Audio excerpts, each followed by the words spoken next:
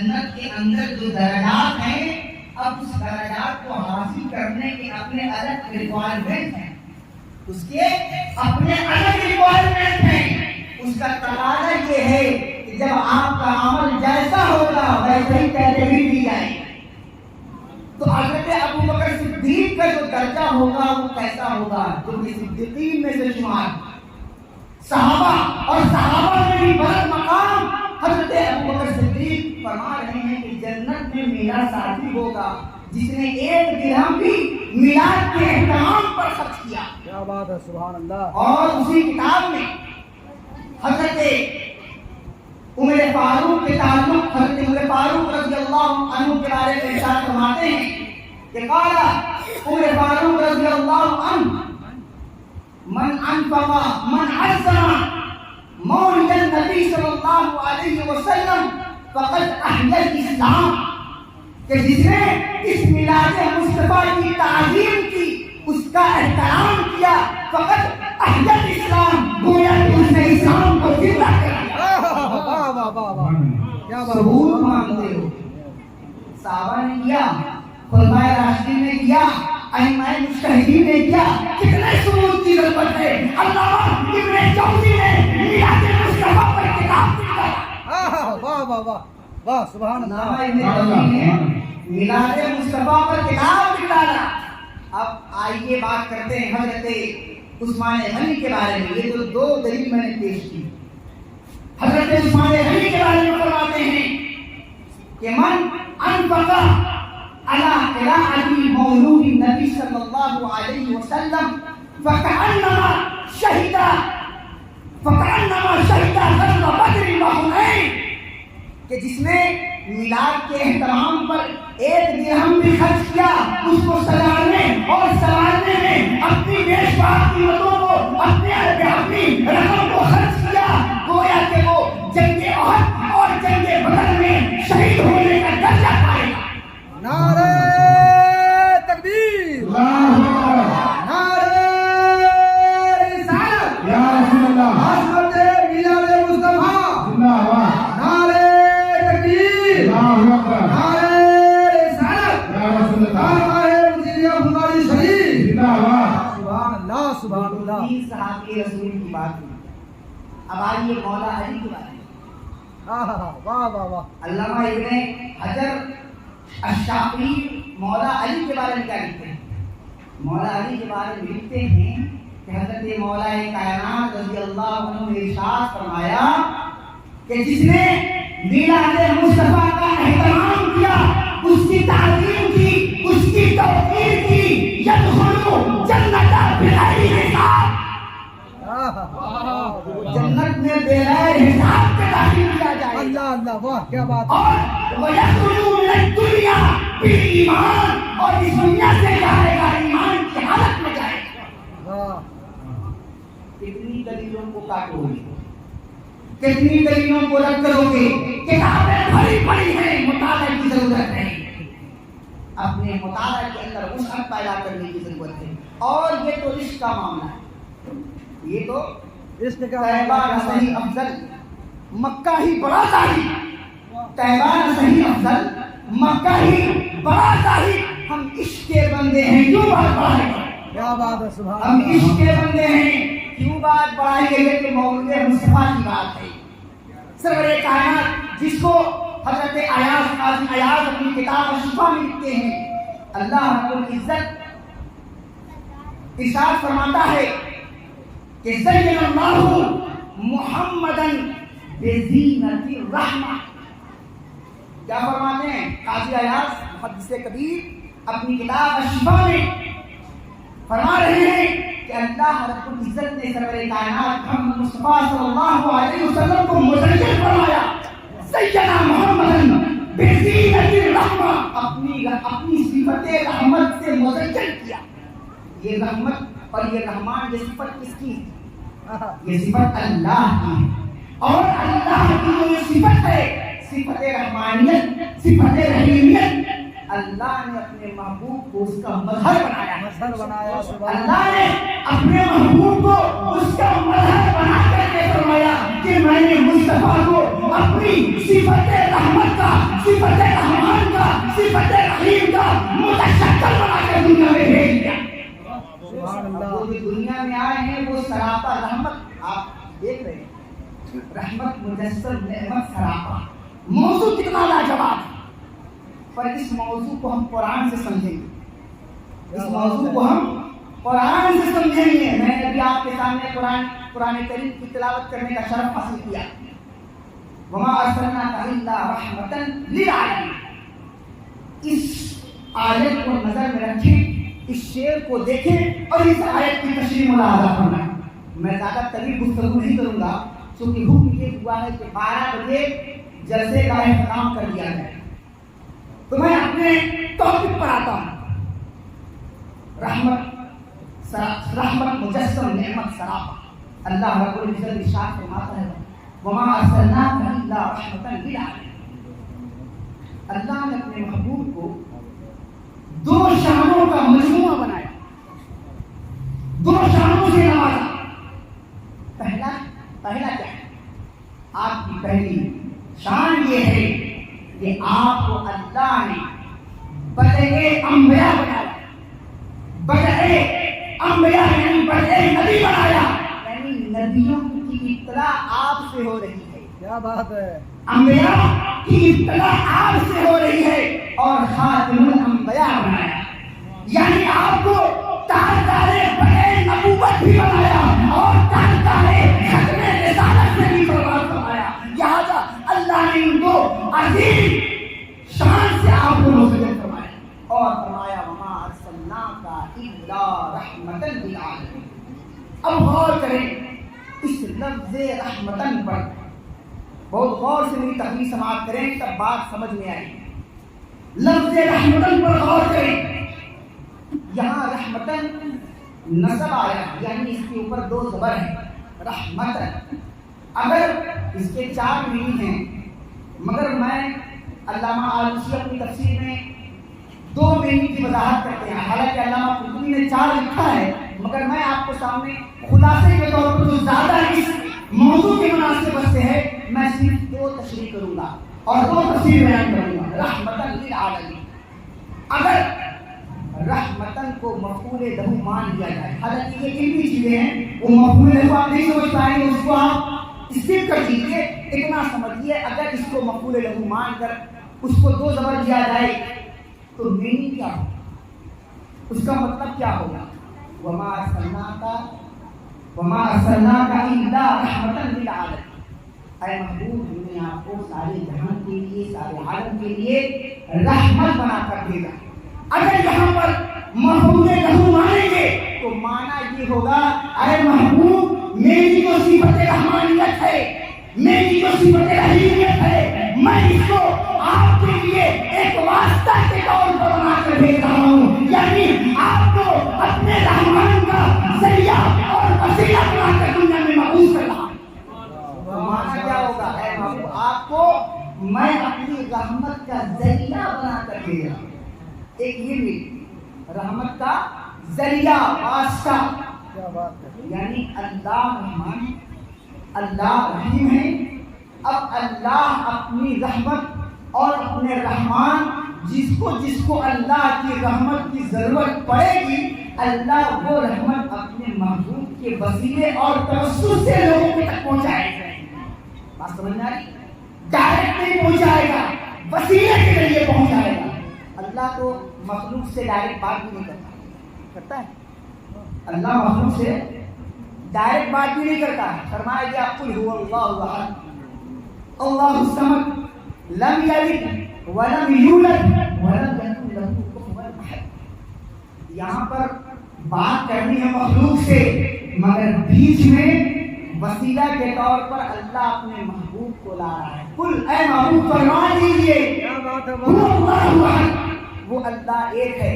تو جب بات توحید کی تھی, بات اللہ کے وحدانیت کی تھی, تو یہاں پر ڈائریکٹ شروع کرنا چاہیے تھا اللہ کو هو اللہ احد لم یلد ولم یولد ولم یکن له کفوا احد. ایسا نہیں ہے کیونکہ اللہ کی شان نہیں ہے کہ ڈائریکٹ مخلوق سے کمیونیکیشن کرے, ڈائریکٹ مخلوق سے کلام کرے. یہ اللہ کی شان نہیں ہے, وہ واسطہ کے ذریعے گفتگو کرتا ہے.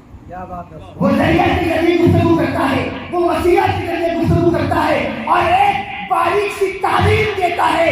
اے بندو سنو، جس طرح میں اپنی بات تم تک پہنچانے کے لیے اپنے محبوب کو ایک واسطہ اور ایک ذریعہ بنا رہا ہوں، اسی طریقے سے جب تم کو اپنی بات مجھ تک پہنچانا ہو تو میرے محبوب کو وسیلہ بنا لے. واہ واہ واہ، نعرہ تکبیر، نعرہ رسالت، محمد رسول، نعرہ تکبیر، نعرہ رسالت، نعرہ عالم بنا اور لئے احمد قادری کلکتوی، سبحان اللہ سبحان اللہ. واہ واہ لاجواب. جس کو رحمت کی ضرورت پڑے گی اللہ کو واسطہ بنا دیا ہے. محبوب کو اے محبوب، میں اپنی رحمت اب آپ کے واسطے سے بھیجوں گا، میں اپنی رحمت آپ کے ذریعے بھیجوں گا. اور آپ کو واسطہ یہ میں نہیں کہہ رہا ہوں، یہ علامہ آلوسی تفسیر میں لکھ رہے ہیں اپنی تفسیر آلوسی کے اندر کہ اللہ یہاں پر اپنے محبوب کو واسطہ اور ذریعہ بنا رہا ہے.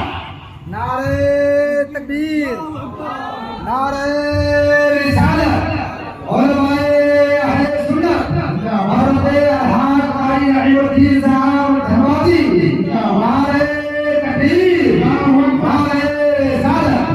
سبحان اللہ. علماء کرام تربیت فرما چکے ہیں، اب رحم کے ساتھ بیٹھے اور نورانی خطاب سے مستفید ہوتے رہیں. میں نے ابھی کہا آپ سے، یہ تو بات ہوئی کہ جب ہم رحمتن کو مفعول لہو مان کر یہ ترجمہ کریں. اب آئیے، اگر ہم رحمتن کو ہار مان کر منسوب دیتے ہیں اور ہار مانتے ہیں، اس کا ترجمہ کیا ہوگا؟ اس کا مفہوم کیا ہوگا؟ اس کا مفہوم یہ ہوگا وَمَا أَرْسَلْنَاكَ إِلَّا رَحْمَةً لِلْعَالَمِينَ. اے محبوب، ہم آپ کو سراپا رحمت بنا کر بھیج رہا ہوں. آپ کو اپنی جو ذات ہے، میری جو ذات ہے، میری جو صفت رحمان کی، اس کا متشکل بنا کر، یعنی آپ کا پورا وجود ہی سراپا رحمت ہے. واہ واہ واہ واہ، سبحان اللہ. آپ کا پورا وجود سراپا رحمت ہے، یعنی سر کے بال سے لے کر پیر کے ناخن تک سرور کائنات صلی اللہ علیہ وسلم سراپا رحمت اور مجسم ہے.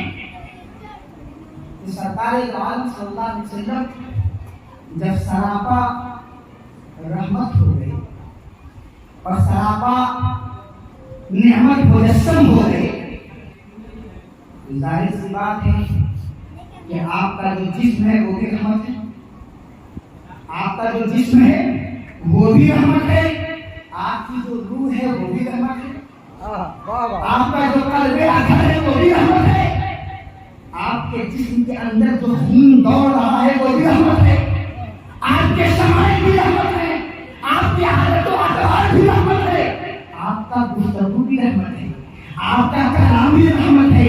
آپ اگر کسی سے خفا ہو جائے تو یہ بھی رحمت ہے، اگر کسی سے ناراض ہو جائے تو یہ بھی رحمت ہے، اور گفتگو فرمائے تو یہ بھی رحمت ہے. آپ کا آنا بھی رحمت، اس دنیا میں آپ کا آنا بھی رحمت، اور اس دنیا سے آپ کا جانا بھی رحمت. اس نقطے پر غور کیجیے. اس دنیا میں 12 وفات مناتے ہیں. 12 وفات کی میری بعض لوگوں کے دلوں میں ایک عجب گنج ہے. میں یہ کہہ سکتا ہوں کہ بڑے سوالات کیے کر دیتے ہیں، بڑے سوالات کیے کر دیتے ہیں. میں اس کو دفع کرتا ہوں. سرور کائنات صلی اللہ علیہ وسلم نے ارشاد فرمایا، الشفا میں قاضی عیاض لکھتے ہیں، سرور کائنات صلی اللہ علیہ وسلم ارشاد فرماتے ہیں، حیاتی خیر لکم، حیاتی خیر لکم و مماتی خیر لکم. میری حیات، میری زندگی بھی تمہارے لیے رحمت ہے، اور میرا وفات، میری وفات بھی تمہارے لیے رحمت ہے. میری وفات بھی تمہارے لیے رحمت ہے. کیوں؟ تو رسول علیہ اعمالکم. سمجھ رہے ہیں؟ سرکار نے فرمایا تو رسول علیہ اعمالکم، تمہارے اعمال ہمارے سامنے پیش کیے جاتے ہیں. تمہارے جو اعمال ہیں، اب وہ اعمال چاہے اچھے ہوں چاہے برے ہوں. محدثین نے لکھا ہے، حدیث شریف میں ہے کہ ہر روز شام کے وقت اللہ کے رسول کی جو امتی ہیں امتیوں کا معاملہ سرکار کی بارگاہ میں پیش کیا جاتا ہے، سرکار کی بارگاہ میں پیش کیا جاتا ہے۔ تو اب یہاں پر غور کریں کہ سرکار جیسے صحابہ کے درمیان موجود تھے ویسے آج بھی موجود ہیں۔ اب کہیں گے یہ آپ نے کہاں سے لکھا اور یہ آپ کہاں سے بول رہے ہیں؟ خود قرآن اشارہ کر رہا ہے، خود قرآن اشارہ کر رہا ہے، وَمَا كَانَ اللَّهُ لِيُعَذِّبَهُمْ وَأَنْتَ فِيهِمْ۔ اور کسی قرآن کی آیت وَمَا كَانَ اللَّهُ لِيُعَذِّبَهُمْ وَأَنْتَ فِيهِمْ وَمَا كَانَ اللَّهُ مُعَذِّبَهُمْ وَهُمْ يَسْتَغْفِرُونَ، کہ اللہ کی یہ شان نہیں ہے، اللہ کو یہ جچتا نہیں ہے، یہ اللہ کی شان کے منافی ہے کہ اے محبوب آپ موجود ہو، انت فیہم، آپ امتیوں کے درمیان موجود ہو اور میں عذاب نازل کر دوں۔ یہ اللہ کی شان نہیں ہے۔ مطلب یہ ہے اے محبوب جب تک آپ میری امت کے درمیان رہیں گے میں اس وقت تک اپنے عذاب کو روک لوں گا، اس وقت تک اپنے عذاب کو روک لوں گا، کیونکہ عذاب اور رحمت دونوں ایک ساتھ کبھی نہیں آتی۔ غصہ اور غصے کے شفقت، غصہ اور شفقت بیک وقت دونوں موجود نہیں ہو سکتا۔ عذاب آ جائے رحمت کے ہوتے ہوئے یہ منافی ہے، ایک دوسرے کی ضد ہے۔ عذاب ہوگا تو رحمت نہیں ہوگی۔ اے محبوب اگر رحمت ہوگی تو میں عذاب نہیں بھیجوں گا، اور عذاب بھیجنا ہوگا تو رحمت ہٹا دوں گا، تو رحمت ہٹا دوں گا۔ وَمَا كَانَ اللَّهُ لِيُعَذِّبَهُمْ وَأَنْتَ فِيهِمْ، اس لفظ پر غور کرنا ہے، وَأَنْتَ فِيهِمْ، کہ میں اللہ کی شان نہیں ہے، یہ اللہ کے شان کے خلاف ہے کہ وہ عذاب نازل کر دے اس حال میں کہ محبوب امتی کے درمیان موجود ہو۔ اور آگے فرما رہا ہے دو چیزوں کی وجہ سے اللہ اپنے عذاب کو روک لیتا ہے۔ وہ عذاب کون سا؟ جو عذاب عاجل ہے، جو فوراً گرفت، جیسے دیگر انبیاء کی امتیوں کے ساتھ ہوا۔ انبیاء سارے انبیاء آئے اور آنے کے بعد اللہ کی وحدانیت کی تعلیم دی، لوگوں کو کلمہ پڑھایا، جنہوں نے مان لیا جنت کی خوشخبری دی، اور جنہوں نے نہیں مانا تو کیا ہوا؟ جنہوں نے نہیں مانا تو کیا ہوا؟ یہ تو شاید آپ کو بھی پتا ہوگا کہ جنہوں نے نہیں مانا اللہ نے ان کے چہرے کو مسخ کر دیا، جنہوں نے نہیں مانا اللہ نے پتھروں کی بارش اڑا دی، جنہوں نے نہیں مانا ان کے چہرے خنزیر کے چہرے ہو گئے، جنہوں نے نہیں مانا اللہ نے آسمان سے عذاب نازل کر دیا۔ کیا ابھی ایسا ہوتا ہے؟ ابھی ایسا ہوتا ہے؟ ہو سکتا ہے کہ ذہن میں سوال آئے کہ یہ جو آیت ہے کہ وَمَا كَانَ اللَّهُ لِيُعَذِّبَهُمْ وَأَنْتَ فِيهِمْ، اس کا تعلق صحابہ کرام کے دور سے ہو، یہ سوال ذہن کے اندر آ سکتا ہے۔ تو یہ بتائیے تو کیا اب عذاب نازل ہو رہا ہے؟ اب عذاب نازل ہو رہا ہے؟ اب دوسری آیت کی طرف آئیے، وَكَيْفَ تَكْفُرُونَ وَأَنْتُمْ تُتْلَى عَلَيْكُمْ آيَاتُ اللَّهِ وَفِيكُمْ رَسُولُهُ، کہ تم کیسے گمراہ ہو جاؤ گے، تم کیسے گمراہ ہو جاؤ گے، تم کیسے کفر کر لو گے جبکہ میرا محبوب تمہارے درمیان ہے اور تمہارے سامنے اللہ کی آیت کو پڑھ کر سنایا جاتا ہے۔ تتلا علیکم آیات اللہ، اللہ کی آیتوں کی تلاوت کی جاتی ہے۔ کیا گیا نہیں، تلاوت پہلے کی گئی نہیں، کی جاتی ہے اور کی جاتی رہے گی۔ اب یہاں پر غور کرنے کا مقام ہے کہ اگر یہ سمجھیں کہ اس آیت کے مخاطب صحابہ کرام تھے تو پھر اللہ اس کا مطلب یہ ہے کہ اس وقت قرآن کی آیت کی تلاوت کی جاتی تھی اور ابھی نہیں کی جاتی۔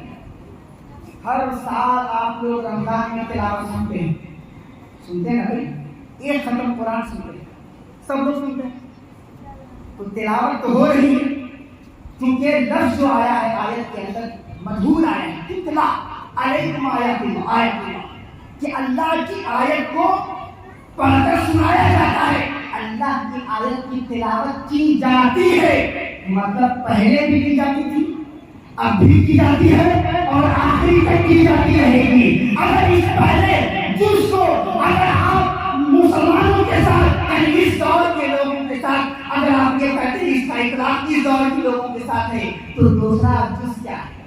وہ انت فیہم، اے محبوب تلاوت تو کی جاتی ہے اور اس کے ساتھ وفیہم رسول، اور اس کا رسول بھی ان کے درمیان ہے، ان کا رسول بھی ان کے درمیان ہے، یعنی اللہ کے رسول موجود ہیں۔ اگر آپ نہیں مانیں گے کہ اللہ کے رسول موجود نہیں ہیں، تو پہلے جس کا ترجمہ اور تشریح کیا کریں؟ تو پھر یہی ہوگا کہ یہ قرآن کا مکمل اس کا ادراک صحابہ کے دور میں صحابہ سے ہوا، تو پھر قرآن تو بے معنی ہو جائے گا، اس کی کوئی معنیت بھی باقی نہیں رہے گی۔ اس لیے پہلے جس کو جب آپ قیامت کے لوگوں پر تکبیر دیتے ہیں، تو لہٰذا آپ کے لیے ضروری ہے کہ دوسرے جز کو بھی ماننا ہوگا، وفیہم رسولہ، کہ اللہ کا رسول آپ کے درمیان موجود ہے۔ کیا میں نے حدیث پیش کیا کہ تمہارے اعمال تو رسول علیہ اعمالکم، کہ تمہارے اعمال میرے سامنے پیش ہوتے ہیں، تو جب میں تمہارے اعمال کو دیکھتا ہوں اور اعمال اچھے ہوتے ہیں تو میں خوش ہوتا ہوں، جب اعمال اچھے ہوتے ہیں تو میں خوش ہوتا ہوں، اور جب زیادہ گناہ دیکھتا ہوں، اعمال گڑبڑ دیکھتا ہوں، تو تمہارے لیے دعا کرتا ہوں اور تمہارے گناہوں کو مٹاتا ہوں۔ یعنی اللہ کے رسول جو ظاہری جسم و جان کے ساتھ اس دنیا میں موجود تھے، لوگوں کے سامنے موجود تھے، تو اس وقت بھی آپ کی رحمت اتنی وسیع تھی کہ آپ لوگوں کے ساتھ خیر کا معاملہ کر رہے تھے، اور بعد وفات بھی اپنی امتی کی اتنی فکر ہے کہ جب اعمال پیش ہو رہے ہیں تو اللہ کے اعمال کو اللہ کے رسول اللہ سے دعا کر کے اعمال کے اندر جو کمی ہے اس کمی کے لیے اللہ کے رسول اللہ سے دعا کرتے ہیں سبحان اللہ، اور گناہوں کو مٹا دے۔ تو یہ ایسے رحمت والے ہیں کہ دنیا میں رہے لوگوں کے سامنے، آنکھوں کے سامنے ظاہری جسم کے ساتھ تو بھی رحمت برسائے، تو بھی رحمت کا معاملہ کیے، اور